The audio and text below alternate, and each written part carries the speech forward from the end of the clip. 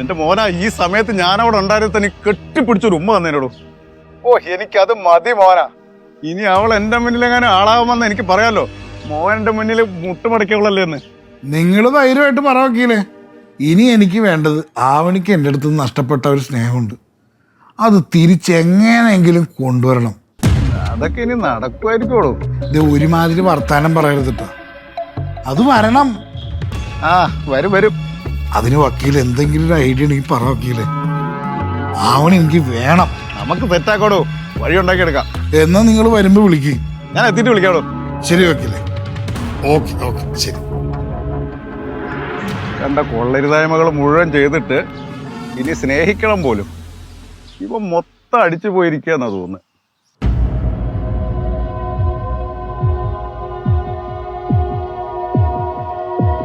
ആവണേ,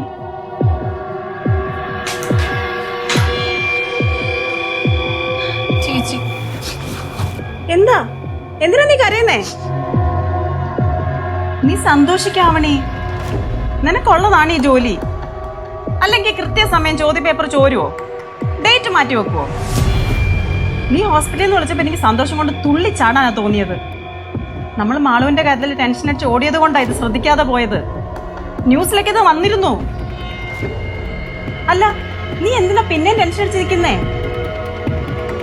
ആവണി, ഞാൻ ഇനി ഒരു കാര്യം പറയാം. ഈ എക്സാം മാറ്റിവെച്ച കാര്യം മോഹൻ അറിയണ്ട. ഇപ്പൊ അയാളുടെ മുഖത്തുള്ള സന്തോഷം നിനക്ക് ഇനി ഒരിക്കലും എക്സാം എഴുതാൻ കഴിയില്ല എന്നുള്ളത് കൊണ്ടാ. അത് അങ്ങനെ തന്നെ ഇരുന്നോട്ടെ.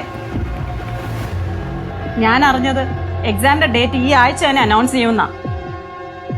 അതുവരെ നമ്മൾ മാത്രം ഇതറിഞ്ഞാൽ മതി. എക്സാമിന്റെ അന്ന് നമ്മൾ പോകുന്നു, എക്സാം എഴുതുന്നു, തിരിച്ചു വരുന്നു. പക്ഷെ വേറൊരു പ്രശ്നമുണ്ട് ചേച്ചി. വേറെന്ത് പ്രശ്നം? ഒരു പ്രശ്നവും ഇല്ല. നീ ഇത് വേറെ ആരും അറിയാതെ ശ്രദ്ധിച്ചാ മതി. അതല്ലേ ചേച്ചി, ഇനി എന്താ നിന്റെ പ്രശ്നം? ഞാൻ പ്രഗ്നന്റാ ചേച്ചി.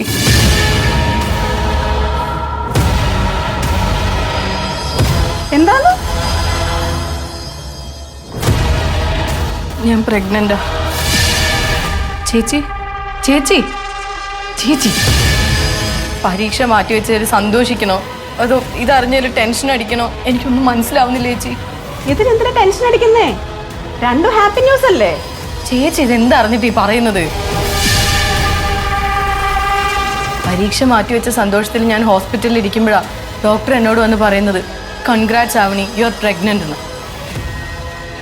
ഹസ്ബൻഡിനോട് ഇപ്പം പറയണ്ട, ഞാൻ പിന്നീട് സർപ്രൈസ് ആയിട്ട് പറഞ്ഞോളാം എന്നൊക്കെ പറഞ്ഞ് ഞാൻ ഒരു വിധത്തിലൊന്ന് ഒഴിഞ്ഞു മാറിയതാ. ഇതിപ്പോ ആരെങ്കിലും അറിഞ്ഞ എന്താ പ്രശ്നം? ഞാൻ ക്യാരിങ് ആണെന്ന് അറിഞ്ഞാൽ അങ്ങേര് പിന്നെ എൻ്റെ അടുത്തുനിന്ന് മാറില്ല. അബിയെ ഞാൻ ക്യാരിങ് ആയിരുന്ന സമയത്ത് കുറച്ച് കോംപ്ലിക്കേഷൻ ഉണ്ടായിരുന്നു എന്ന് പറഞ്ഞ് ലീവ് എടുത്ത് വീട്ടിലിരുന്നാനാ. എനിക്ക് പരീക്ഷ എഴുതണം ചേച്ചി. ചേച്ചി പറഞ്ഞതുപോലെ ചോദ്യപേപ്പർ ചോർന്നതും എക്സാം മാറ്റിവെച്ചതൊക്കെ എനിക്ക് വേണ്ടി തന്നെ ആയിരിക്കും. ഈ അവസരം എനിക്ക് നഷ്ടപ്പെടുത്താൻ പറ്റില്ല. എൻ്റെ കാര്യം ഇവിടെ ആരറിഞ്ഞാലും എന്നെ ഈ റൂമിൽ നിന്ന് പോലും പുറത്തിറങ്ങാൻ വിടില്ല.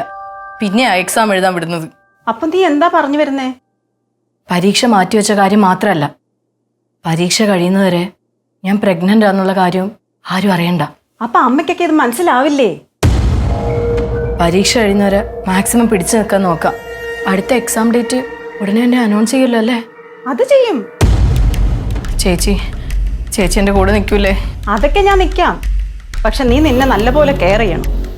അതൊക്കെ ഞാൻ ശ്രദ്ധിച്ചോളാം. അപ്പോൾ പരീക്ഷ മാറിയ കാര്യം, എൻ്റെ പ്രഗ്നൻസിയുടെ കാര്യം തൽക്കാലം ആരും അറിയണ്ട.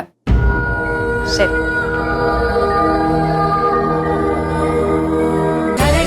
ഫ്ലവേഴ്സ് 9ാം വാർഷിക നിറവിൽ